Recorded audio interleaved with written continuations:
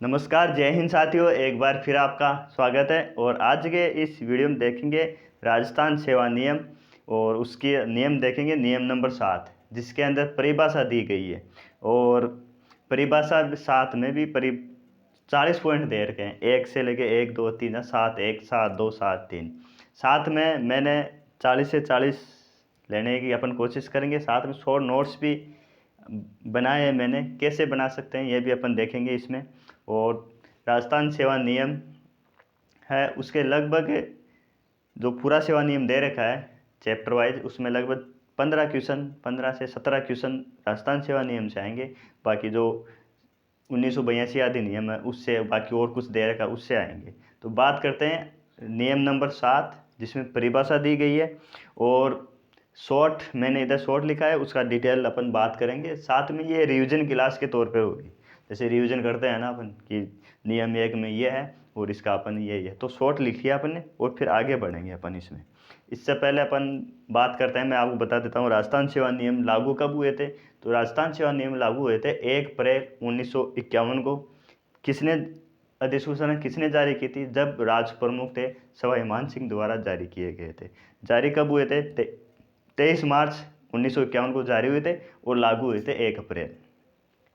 जो भी सरकारी कर्मचारी होता है उन पे सब पे लागू होते हैं ये। उन्हीं के जैसे एक तरह से ये संविधान कह सकते हैं अपन, मतलब जो संविधान सबके लिए लागू होता है, तो ये कर्मचारियों के लागू होता है कि कैसे छुट्टी मिलेगी आपको, ज्वाइनिंग टाइम, सब कुछ इसके बारे में है। तो बात करते हैं राजस्थान सेवा नियम का, नियम नंबर 7 जिसके अंदर परिभाषा दी गई है। और 1 से 40 तक पढ़ेंगे अपन, एक एक को डिटेल से लेंगे। नियम नंबर 7 1 के अंदर आयु दे रखी है। अब आयु से क्या से है? तो एक नंबर 1 पर है अपना आयु 7 1। इससे आयु से क्या से है? तो ऐसा दिन जिस दिन एक कर्मचारी सेवानिवृत्त होता है उस दिन से है। उसी दिन वह अकार्य दिवस पर माना जाता है।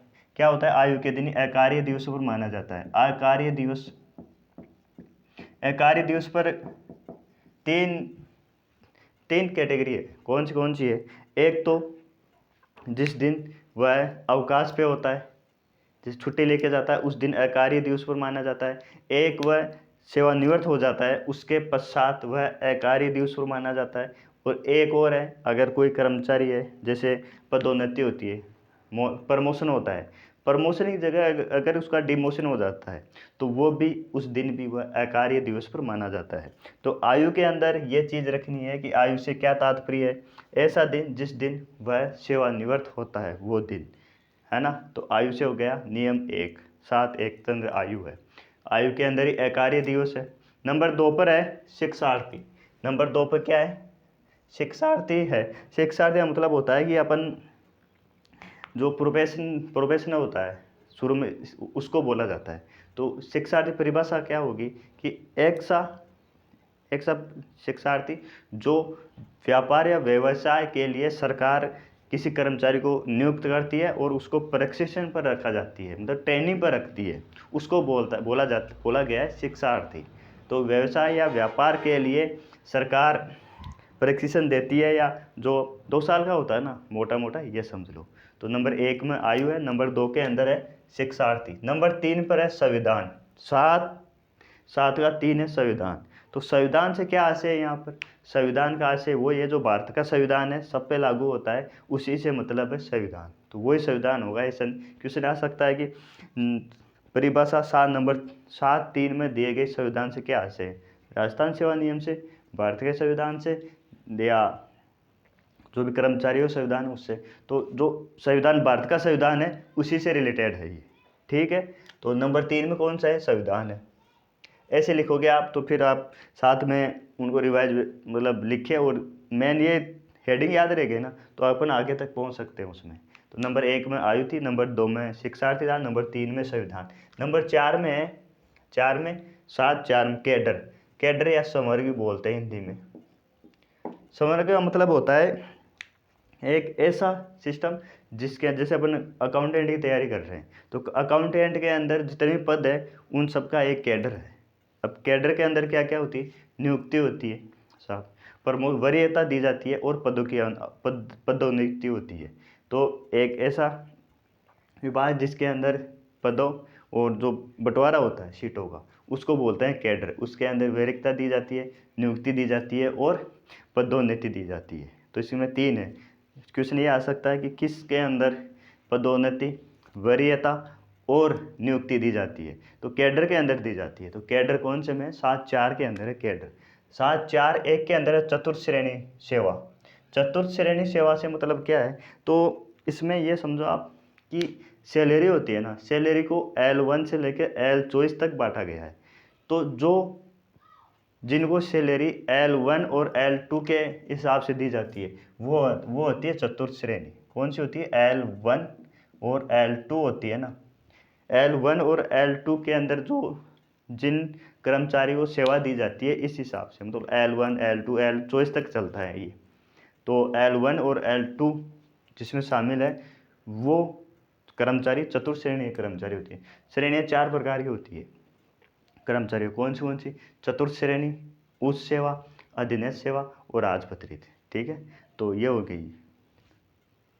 फिर है क्षतिपूर्ति भत्ता। नंबर 5 पर कौन सा है? क्षतिपूर्ति भत्ता। क्षतिपूर्ति भत्ता का आशय क्या है? आप सरकार की तरफ से आप या विभाग की तरफ से, अपन जयपुर से उदयपुर जाते हैं, सरकार की तरफ से जाते हैं, तो बीच के अंदर जो भी खर्चा होता है, रहने का खर्चा होता है, वो जो कंपेंसेशन दिया जाता है सरकार के द्वारा वो होता है क्षतिपूर्ति भत्ता। उसका पैसा दिया जाता है, एवरेज दिया जाता है। हर कर्मचारी का अलग अलग होता है, उसकी पोस्ट के हिसाब से होता है। राजपत्रित अधिकारी है तो उसका क्षतिपूर्ति भत्ता अलग होगा, कोई LDC जा रहा है उसका अलग होगा, और कोई चतुर्थ श्रेणी कर्मचारी जा रहा है उसका अलग होगा। इसके अंदर क्षतिपूर्ति भत्ता के अंदर 2 भत्ते हैं जो जिनको शामिल नहीं किया गया है। एक तो है सत्कार भत्ता, सत्कार भत्ता होता है उसको शामिल नहीं किया गया है इसके अंदर। एक वह है जो भारत के बाहर जलमार्ग से जाता है। जैसे मान लो कोई बड़ा अधिकारी है, वो जलमार्ग से किसी दूसरे देश में गया, तो उसमें जो कंपेंसेशन दिया जाएगा वो क्षतिपूर्ति भत्ते के अंदर से नहीं होता। एक सत्कार भत्ता कैसे होता है साहब? सत्कार भत्ता वो होता है जैसे अपन किसी अधिकारी से मिलने जाते हैं, अपन जान पहचान के हैं, तो ऐसे नॉर्मल जाएंगे तो बस कुछ रिस्पॉन्स नॉर्मल देता है कि हाँ ठीक है हो गया ये। और एक होता है अपन जान पहचान के हैं तो जाएंगे, बैठाएंगे, चाय पानी के लिए पूछेंगे, नाश्ता पानी करवाएंगे, वो जो खर्चा करवाते हैं वो अपने पैसों से नहीं करवाते हैं, वो होता है सत्कार भत्ता, मतलब जिसका सत्कार किया जाता है। तो इसमें 2 भत्ते ऐसे हैं क्षतिपूर्ति के अंदर जिनको क्षतिपूर्ति भत्ते में शामिल नहीं किया गया। इंपॉर्टेंट है, एक सत्कार भत्ता और एक भारतवर्ष से बाहर जलमार्ग का जो खर्चा होता है उसको इसमें शामिल नहीं किया गया है। 5 हो गए। नंबर 6 पे चलते हैं, सक्षम प्राधिकारी। सक्षम प्राधिकारी कौन होता है? तो जिस ऐसा अधिकारी, ये सक्षम प्राधिकारी होता है जो राजस्थान सेवा नियमों को कोऑर्डिनेट करता है। राज्यपाल होता है, अब सब पर राज्यपाल चला नहीं सकता, तो राज्यपाल अपनी अथॉरिटी कुछ अधिकारी को दे देता है, अपने नीचे ट्रांसफर होते रहते हैं, वो होते हैं सक्षम प्राधिकारी। ठीक है, सक्षम प्राधिकारी परिभाषा किस में दी गई, ये इंपॉर्टेंट है। परिशिष्ट जिसको अपेंडिक्स बोलते हैं, किस में दी गई है? 9 में दी गई है। ये किस में दी गई? 9 में। सही लिख देता हूँ मैं, अपेंडिक्स 9 के अंदर, परिशिष्ट 9 के अंदर सक्षम प्राधिकारी की परिभाषा दी गई है। वैसे सक्षम प्राधिकारी कौन है? राज्यपाल होता है। तो नंबर 6 के अंदर हो गई है। फिर चलते हैं 7 नंबर के अंदर। 7 नंबर है संचित निधि। संचित निधि से ऐसे निधि से जिसका उल्लेख संविधान के अनुच्छेद 266(1) के अंदर मिलता है। क्वेश्चन पूछा हुआ था पिछली बार या 2013 के अंदर, संचित निधि का उल्लेख कहाँ मिलता है? तो आर्टिकल 266(1) के अंदर मिलता है, जहाँ से सैलरी बनती है। राज्यों की अलग होती है, वैसे उल्लेख केंद्र की अलग होती है, लेकिन संचित निधि के नाम से एक ही है। ठीक है, तो ये भी नंबर 7 है संचित निधि। नंबर 7A है रूपांतरित अवकाश। रूपांतरित अवकाश ऐसे हैं, वो अवकाश, ऐसे अवकाश जिनका रूप परिवर्तित किया जा सकता है। कैसे साहब? कि जैसे कुछ अवकाश ऐसे होते हैं, पढ़ेंगे आगे, कि उनको परिवर्तित किया जा सकता है। जैसे अर्धवेतन अवकाश है, उनको अपन चेंज करवा सकते हैं। तो रूपांतरित अवकाश का उल्लेख किस में मिलता है? 7A के अंदर मिलता है। किसमें? 7A के अंदर। ऐसे अवकाश जिनको रूप परिवर्तित किया जा सकते हैं, कि जैसे अर्धवेतन ये होता है, आगे पढ़ेंगे अपन, अभी इसमें इतना ही देखते हैं। फिर है 7-8 के अंदर कर्तव्य किस किस को माना गया है? ड्यूटी के मतलब क्या होता है? ड्यूटी से मतलब क्या होता है? तो ड्यूटी से मतलब होता है कि एक तो कार्य ग्रहण करने के बाद में जो जिस दिन वो कार्य नहीं छुट अवकाश के समाप्त करके आता है वो उस दिन से कार्य ड्यूटी पर माना जाता है। एक होता है जो प्रोफेशनल ट्रेनिंग होता है, प्रोफेशनल होता है, परीक्षा विधि, वो जिस पद पर कार्य करता है उसको स्थायी कर दिया जाता है, वो होता है। एक होता है ज्वाइनिंग टाइम, आप आदेशों की जैसे आदेश की वेट कर रहे हो, आपको स्थानांतर ट्रांसफ़र कर दिया गया, फिर अगला स्थान नहीं दिया गया, तो जब तक आप वेट करते हो वो भी करते हुए भी माना जाता है। ठीक है, तो ड्यूटी पर माना गया है ये। एक होता है ए 8 है कोषागार अधिकारी। अब कोषागार अधिकारी को अपने जो आदेश मिलते हैं उसको कोई भी आदेश प्राप्त करने के लिए अधिकतम कितने दिन की छुट्टी ले सकता है या कितने दिन का समय होता है उसे कोषागार अधिकारी के पास। कोषागार अधिकारी के पास जयपुर और जोधपुर के अधिकारी हैं उनको 7 दिन का टाइम मिलता है, और जो अलग हैं जयपुर और जोधपुर के अलावा उनको मिलता है 3 दिन का। किन का मिलता है? 3 दिन का। ये क्वेश्चन ध्यान रखना आप। कोषागार अधिकारी जयपुर और जोधपुर को 7 दिन का टाइम मिलता है, बाकी और के और हैं सिक्कर ले लो, अलवर ले लो, भरतपुर ले लो, इनको 3 दिन का टाइम मिलता है अन्य। ठीक है, फिर है 8B, इसमें कर्तव्य की अवधि, कर्तव्य अवधि निम्न अवधियाँ होती है। निम्न और पद हैं जिन या निम्न और हैं कुछ जिनको भी ड्यूटी पर माना गया है। कौन से हैं? सरकार के द्वारा ट्रेनिंग पर भेजा जाता है किसी कर्मचारी को, तो वो भी ड्यूटी पर माना जाता है। अब ट्रेनिंग में भेजा गया व्यक्ति या तो तकनीकी इससे संबंधित नहीं होना चाहिए, अगर वो होगा तो वो अध्ययन अवकाश में माना जाएगा। बात करते हैं कि प्रशिक्षण या ट्रेनिंग पर कितने दिन के लिए भेजा जा सकता है, तो अधिकतम 1 साल के लिए भेजा जा सकता है। अपन बात कर रहे हैं कर्तव्य के अंदर कौन से ऐसे कंडीशन है जिनको कर्तव्य या ड्यूटी माना गया है। सरकार के द्वारा प्रशिक्षण में भेजा गया, एक बात। दूसरी ये प्रशिक्षण 1 साल तक दिलाया जा सकता है। ठीक है, कुछ ऐसी एग्ज़ाम होती है जो विभाग के द्वारा कंपलसरी होती है, राजस्थान पुलिस में है या ऐसे वो होते हैं जो पास करनी पड़ती है, उसके लिए अगर वो एग्ज़ाम देने जा रहा है, सरकार की तरफ से जा रहा है, तो वो कर्तव्य पे माना जाएगा। एक होता है कि जैसे अपन कोई भी सरकारी कर्मचारी है तो वो अपने ऊपर लेवल पे जाता है एग्ज़ाम देने के लिए सरकार से परमिशन लेके, उसको भी छुट्टी मिलती है। जैसे एलडीसी है, अकाउंटेंट है, कोई भी है जो आरएस की एग्ज़ाम देने के लिए छुट्टी मिलती है इनको, तो वो भी कर्तव्य पे माना जाता है, परमिशन लेके जाता है तो। बाकी ऐसे नहीं जा सकते बिना परमिशन के। ठीक है, तो वो भी कर्तव्य पे माना जाता है। तो 8 हो गए तो कर्तव्य, एक कोषागार हो गया ए, और एक हो गया बी कर्तव्य पे निम्नलिखित 5 है इसमें। फिर है 9 नंबर पर फीस या शुल्क। शुल्क से क्या आशय है? तो शुल्क के आशय ऐसा है कि राज्य या केंद्र सरकार की जो संचित निधि है ना, उसके अलावा किसी अन्य स्रोत से जो सैलरी लेता है, कभी कभार मिलती है ये, उसको बोलते हैं शुल्क, बोलते हैं उसको। क्या बोलते हैं? शुल्क बोलते हैं अपन। कैसे से आप समझे नहीं? जैसे किसी कोई कर्मचारी जो संचित निधि से सैलरी ले रहा है, उसको नगर पालिका में लगा दिया ऐसे, तो वो वहाँ से जो सैलरी संचित निधि के अलावा किसी और माध्यम से या और स्रोत से जो सैलरी लेगा उसको फीस बोला गया है। ठीक है, फीस हो गया 9 में। फिर है 10 नंबर वैदेशिक सेवा। तो वैदेशिक सेवा का आशय ये है कि सरकार के द्वारा भेजा गया ऐसा कर्मचारी जो जो संचित निधि के अलावा कहीं और से पद पर वहाँ पर कार्य करता है, वो या ये डेपुटेशन जो होता है ना, डेपुटेशन सब सुना होगा आपने। डेपुटेशन जो तरीका है कहीं दूसरी जगह जाके कार्य करता है, उसको बोलते हैं वैदेशिक सेवा। तो नंबर 10 के अंदर है वैदेशिक सेवा। फिर है 10A के अंदर है राजपत्रित गजेटेड ऑफिसर। नंबर 10A में राजपत्रित अधिकारी से का उल्लेख किस में है, किसको कहा गया है? एक तो जितने भी IAS अधिकारी है, एक है राजस्थान सेवा नियम वर्गीकरण नियंत्रण अपील 1958 के अंदर कुछ पद ऐसे हैं जिनको राजपत्रित अधिकारी पर रखा गया है। एक है जिनको राजपत्रित अधिकारी चार्ज दिया गया है, और एक ऐसे पद जिनको राजपत्रित अधिकारी घोषित किया गया है। तो 10A के अंदर है गजेटेड ऑफिसर, 10A के अंदर। फिर चलते हैं 11 की तरफ। 11 के अंदर है विभागाध्यक्ष। कौन सा है? 11 के अंदर विभाग अध्यक्ष है। विभाग अध्यक्ष ऐसे अध्यक्ष है, विभाग जो है वो विभाग है जो घोषित किया गया है। इसका उल्लेख कहाँ मिलता है? इसका उल्लेख परिशिष्ट 14 के अंदर मिलता है। अपन ने सक्षम पदाधिकारी पढ़ा था। सक्षम पदाधिकारी का उल्लेख कहाँ मिलता है? परिशिष्ट या अपेंडिक्स 9 में मिलता है। विभागाध्यक्ष किस में मिलता है? विभागाध्यक्ष का मिलता है परिशिष्ट 14 के अंदर।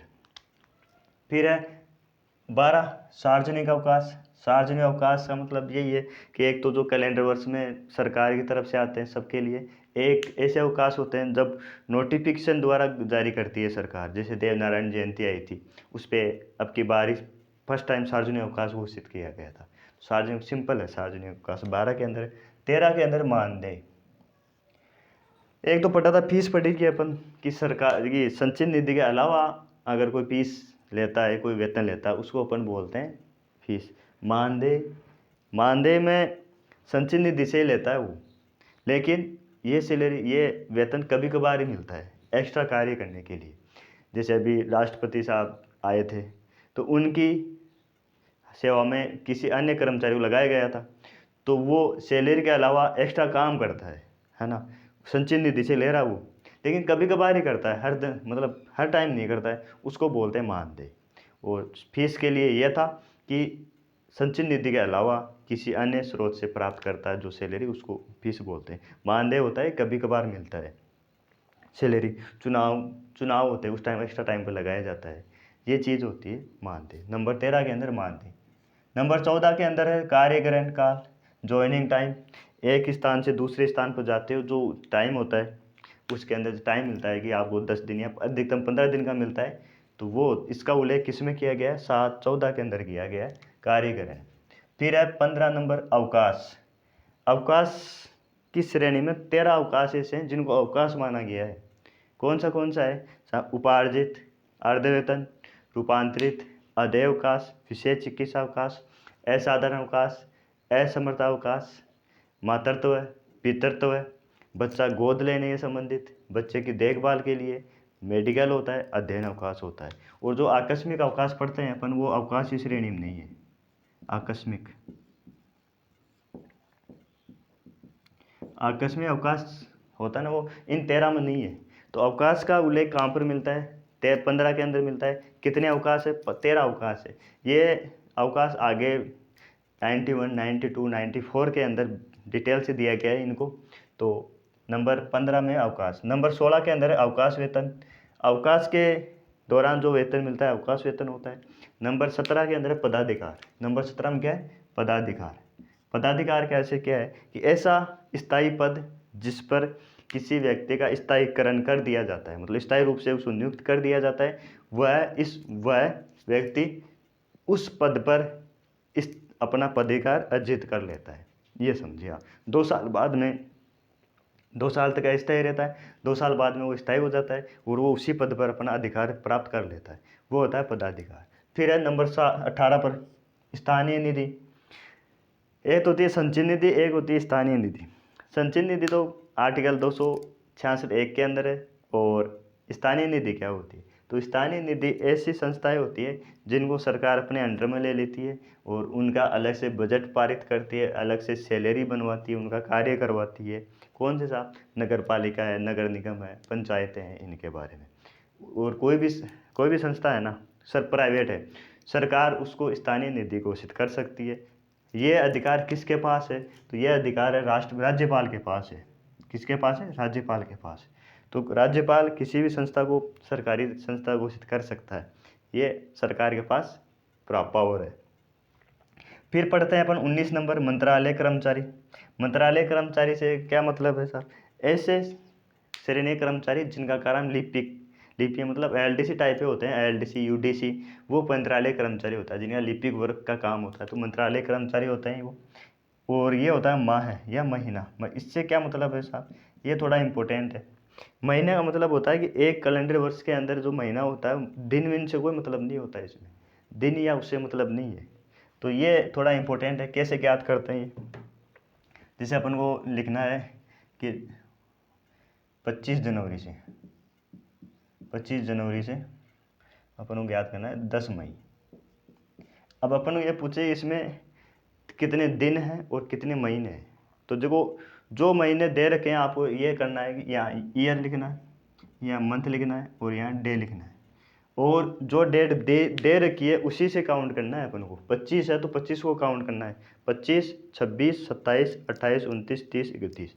तो जनवरी के कितने हो गए? 25 दिन हो गए, वो 7 दिन हो गए जनवरी के, ये ऐड हो गया। और फिर अपन बात करते हैं इधर आप इसको 26 ले लो, 26 मई ले लो कि टोटल कितने दिन और कितने महीने हो गए अभी से। फिर 25 के बाद में फरवरी आ गई, फरवरी 28 की है उसको छोड़ दो, ऐसे नहीं करना है, फरवरी पूरी काउंट करनी है। फरवरी, मार्च, अप्रैल, 3 महीने हो गए, मंथ कितने हो गए? 3 हो गए। अब बोल रहा है 26 मई, तो 26 मई तो 26 से 26 दिन इसमें काउंट हो गए, 26 दिन इसमें काउंट कर दो, 26 और 7 कितने हो गए? 33 हो गए। अब 33 हो गया ना, तो इसमें 30 दिन का एक महीना काउंट किया जाता है, तो 30 कम कर दो एक, ये हुए 3, तो 4 महीने और 3 दिन हो जाएंगे ये, 4 महीने और 3 दिन। ठीक है, तो जो पहले महीने की जो डेट दे रखी है उसको काउंट करना है, ये सिस्टम होता है इसका काउंट करने का। महीने का कैलेंडर माह होते हैं वो उसी हिसाब से करने हैं उनको, 31 या 32 नहीं करना है, 30 नहीं करना, 28 नहीं करना है। ठीक है, तो महीने का कॉन्सेप्ट कौन से में है? 7 नंबर में दे रहा है, 7 20 में। फिर है 21 डिलीट कर दिया गया है। फिर है 32 स्थायी नियोजन के कर्मचारी, ऐसे कर्मचारी जिनको स्थायी रूप से वहाँ जहाँ नियुक्त कर दिया जाता है वो उसी पर स्थायी रूप से कार्य करते हैं, वो होते हैं स्थायी नियोजन। तो स्थायी नियोजन के कर्मचारी कौन से? 22 में। 23 के अंदर है स्थानापन्न, स्थानांतरण नहीं है, स्थानापन्न है। स्थानापन्न से क्या मतलब है कि ऐसे कर्मचारी जो पदाधिकार तो कहीं और रखते हैं और वहाँ से हटा के उनको दूसरे के पदाधिकार है वहाँ पर कार्य के लिए लगाया जाता है। जैसे मान लो तहसील इस तरह वो कर्मचारी है, उसको नगर पालिका में लगा दिया गया। जो नगर पालिका के अंदर जो कर्मचारी था उनको कहीं और, या वो छुट्टी पर चल रहा है 2-3 महीने से, तो वो जो कर्मचारी आया है उसको स्थानापन्न बोलते हैं। ठीक है, तो नंबर 23 में स्थानापन्न। नंबर 24 के अंदर है वेतन। वेतन से क्या मतलब है? तो वेतन से मतलब ये है कि जो सब कुछ जुड़ा हुआ होता है उसमें, मूल वेतन, भत्ते, सब कुछ जुड़ा हुआ होता है। विशेष भत्ते, व्यक्तिगत भत्ते, सरकार द्वारा कुछ एक्स्ट्रा भत्ते दिए जाते हैं, वो सब जुड़े जाते हैं, वो क्या होते हैं? वेतन होता है। मूल वेतन नहीं होता है, केवल वेतन होता है। फिर है 25 के अंदर पेंशन है, 26 के अंदर स्थायी पद है। अभी एक कॉन्सेप्ट आएगा, स्थायी पद, अस्थायी पद और सामूहिक पद, वो अपन देखते हैं कि एक तो होता है स्थायी पद, स्थायी पद, एक होता है अस्थायी पद, अस्थायी पद है ना, ये होता है 26 में और ये होता है 33 में। स्थायी पद में ये होता है कि आप पढ़ोगे तो ये होता है कि ऐसे पद जिनके सृजन की अवधि अस्थायी होती है, सृजन की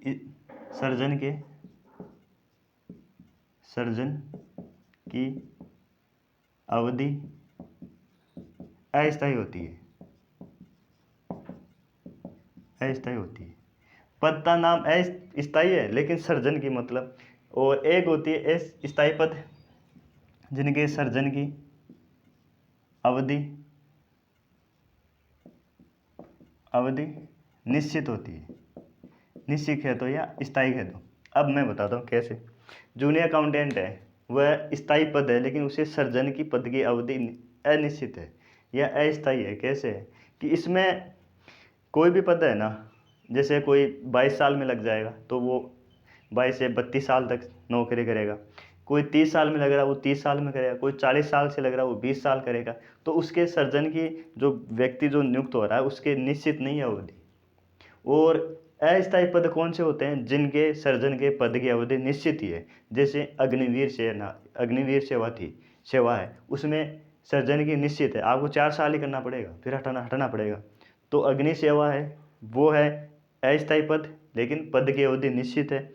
और जो सर्जन है उसमें जो टाइम ड्यूटी करने का वो टाइम फिक्स है, जैसे 60 साल है लेकिन 60 से पहले आप कोई 22 साल में लेगा, कोई 30 में लेगा, कोई 40 में लेगा, कोई 50 साल में, अक्सर से में वो 10 साल की करेगा, लेकिन उसी पद की अवधि निश्चित थोड़ी है। और अस्थायी हो गया। एक होता है सावधि पद, जैसे RPS के मेंबर बनते हैं उनके फिक्स हैं 6 साल या 62 साल में जो भी होगा वो हट जाएंगे, उसके बाद दोबारा नियुक्त नहीं होंगे। तो जो इसमें थोड़ा ध्यान रखना है, स्थायी पद में 26 में, जिसके सर्जन की अवधि निश्चित नहीं होती है, अस्थायी होती है, वो होते हैं स्थायी पद।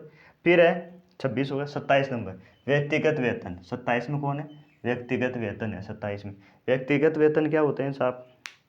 ऐसे वेतन जो किसी समूह ग्रुप जो सब केवल एक अकेले व्यक्ति को भी दिया जाता है। कैसे दिया जाता है?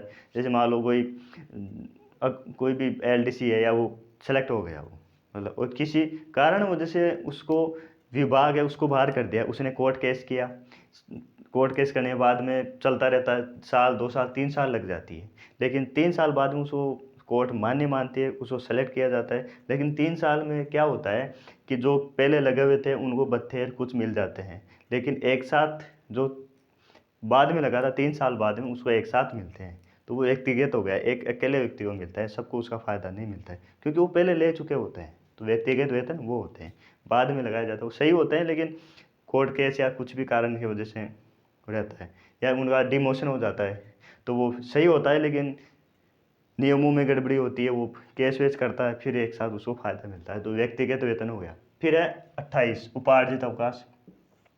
ऐसे अवकाश जो अर्जित किए जाते हैं, उपार्जित अवकाश हो गए। एक साल में 30 मिलते हैं उपार्जित अवकाश, ये आगे पढ़ेंगे। फिर है परिकल्पित वेतन। पद का परिकल्पित वेतन, इसमें यह होता है कि परिकल्पित होती है, परिकल्पना की जाती है कि जैसे मान लो कोई यूडीसी है, अब यूडीसी में उसका प्रमोशन बाहर हो गया, वो जयपुर से बाहर नहीं जाना चाहता है और उसको लगा कि यार जयपुर ही रहेंगे, तो वो वापस एलडीसी बनता है।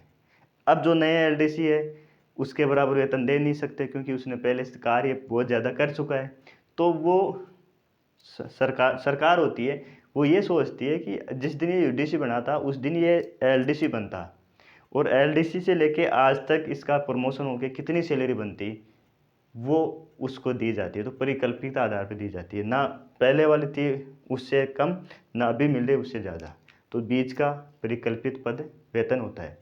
फिर है 30 नंबर परीक्षा अवधि, जिसको प्रोफेशनल बोलते हैं, कि प्रोफेशनल मतलब होता है ऐसा स्थायी पद जिस पर किसी व्यक्ति को अस्थायी रूप से नियुक्त किया जाता है। स्थायी पद जिस पर अस्थायी रूप से नियुक्त किया जाता है उसको बोलते हैं परीक्षा अवधि। और परीक्षा अवधि प्रशिक्षणार्थी होता है कि ऐसा पद जिस पर स्थायी पद है लेकिन अस्थायी रूप से नियुक्त किया जाता है, उसको 2 साल तक निश्चित वेतन दिया जाता है, जिसको फिक्स वेतन बोलते हैं, फिक्स सैलरी बोलते हैं। कोई डीए कोई भत्ता वत्ता कुछ भी नहीं मिलता है इसके अंदर। और इसी के अंदर जैसे डॉक्टर हैं, लगभग सबको 2 साल का रहता है, लेकिन डॉक्टर को 1 साल का मिलता है प्रोबेशन पीरियड। क्यों?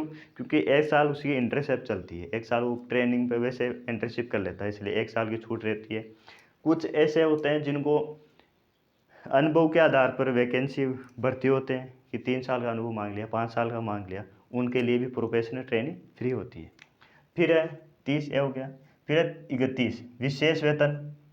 विशेष वेतन होते हैं जैसे किसी कर्मचारी को अतिरिक्त प्रभार दे दिया जाता है, कि जैसे मान लो एलडीसी है उसको 2 विभाग का प्रभार दे दिया जाता है, तो उसके लिए फिर अलग से वेतन दिया जाता है, विशेष वेतन हो गया। या उसको कार्य अधिक दे दिया जाता है, जैसे मान लो वर्क के टाइम 4 बजे तक है, वो कार्य मार्च में ये कार्य ज़्यादा होता है तो उनको 4 बजे से 8 बजे तक रोका जाता है, 4 घंटे एक्स्ट्रा टाइम कर रहा है वो टाइम कर रहा है, उसका जो वेतन मिलता है वो होता है विशेष वेतन।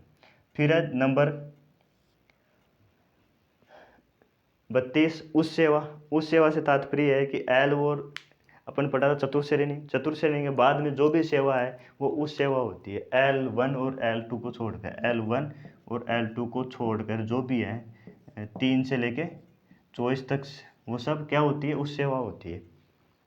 नंबर 33 में निर्वाह अनुदान। निर्वाह अनुदान का मतलब क्या होता है साहब? तो ये होता है निर्वाह अनुदान, किसी कर्मचारी को निलंबित कर दिया जाता है ना, तो उसको सैलरी नहीं मिलती है, लेकिन उसको कुछ ऐसे खर्चे दिए जाते हैं जो अपना खर्चा चला सके और परिवार का खर्चा चला सके, उसको बोलते हैं निर्वाह अनुदान। जैसे किसी के खिलाफ कार्रवाई हो जाती है उसको निलंबित कर दिया जाता है, उसकी सैलरी रुक जाती है, लेकिन उसको निर्वाह अनुदान दिया जाता है कि आप ऐसे नहीं कर सकते, इतनी सेवा कर रहा था ये, तो इसको खर्चे के लिए जो राशि दी जाती है उसको बोलते हैं निर्वाह अनुदान। फिर है नंबर 34 मूल वेतन। मूल वेतन क्या होता है? ये होता है किसी भी जो कैडर होते हैं उनका एक फिक्स वो पे ग्रेड होता है, कि 3600 परेड है, 2400 है, जो सभी कैडर का अलग अलग होता है। और जो कैडर के हिसाब से नियुक्त किया जाता है कि इसको कम से कम इतना तो मिलेगा ही 2 साल बाद में, तो वो होता है मूल वेतन। इसमें डीए कुछ नहीं जुड़ा होता है, क्षतिपूर्ति कुछ नहीं जुड़ा होता, वो जो भी अलाउंस होते हैं वो कुछ नहीं जुड़े होते हैं। फिर है 34 है स्थायी नियुक्ति। पदाधिकार प्राप्त कर लिया, स्थायी पद पर स्थायी रूप से जो नियुक्ति कर दिया जाता है कि साहब आपने पदाधिकार अर्जित कर लिया, वो होती है स्थायी नियुक्ति। फिर है 35 अस्थायी पद। अभी मैंने बताया था अस्थायी पद क्या होते हैं। अस्थायी पद वो होते हैं जहाँ पर पद की सर्जन की अवधि निश्चित होती है, 4 साल तक पद पर रहेंगे वो, फिर हटा देंगे सबको। कौन सी? अग्निवीर सेना पढ़ी थी अपन ने। 35 है। फिर है साउदी पद। साउदी पद होता है कि किसी व्यक्ति को एज या फिक्स है, जैसे आरपीसी है, आरपीसी में सदस्य या अध्यक्ष की नियुक्ति होती है ना, वो 6 साल या 62 साल के लिए होती है। जो पहले होगी वो उसको फिर हटा दिया जाएगा वहाँ से। तो साउदी पद हो गए। 37 में समय वेतनमान। ऐसा वेतन या समय जो एक न्यूनतम से लेके अधिकतम तक पहुँचता है ना वेतन पे, ग्रेड पे बोलते हैं, न्यूनतम से लेके अधिकतम, वो होता है समय के अनुसार धीरे धीरे निम्न से लेकर उच्चतम जाता है, उसको बोलते हैं समय वेतनमान। ठीक है। और फिर है समकक्ष। समकक्ष और समान वेतन। समकक्ष होता है कि अलग अलग कैडर है, 2 कैडर है अलग अलग, है ना, कैडर अलग अलग 2 है, लेकिन उनका वेतन समान है साहब। 2400 ग्रेड पे का कैडर अलग है, एक 2400, जैसे अकाउंटेंट है, अकाउंटेंट का ग्रेड पे 3600 है, थर्ड ग्रेड टीचर है उसका भी 3600 है, लेकिन वो वेतन क्या है उनका? समकक्ष है। एक होता है समान वेतन, एक ही कैडर के अंदर जिनकी वेतन समान होती है, ठीक है, वो होता है समान वेतन। फिर है स्थानांतरण। स्थानांतरण का मतलब होता है कि स्थानांतरण का मतलब क्या होता है कि एक कार्यालय से दूसरे कार्यालय पे जिसको भेजा जाता है उसका होता है स्थानांतरण। फिर है 39 नंबर विश्रामकालीन विभाग। ऐसे विभाग जहाँ पर कुछ दिनों की स्थायी रूप से अवकाश आते हैं, जैसे शिक्षा विभाग है, कोर्ट है, इनमें विश्रामकालीन शीतकालीन अवकाश आते हैं, वो होते हैं विश्रामकालीन। और एक होता है पेंशन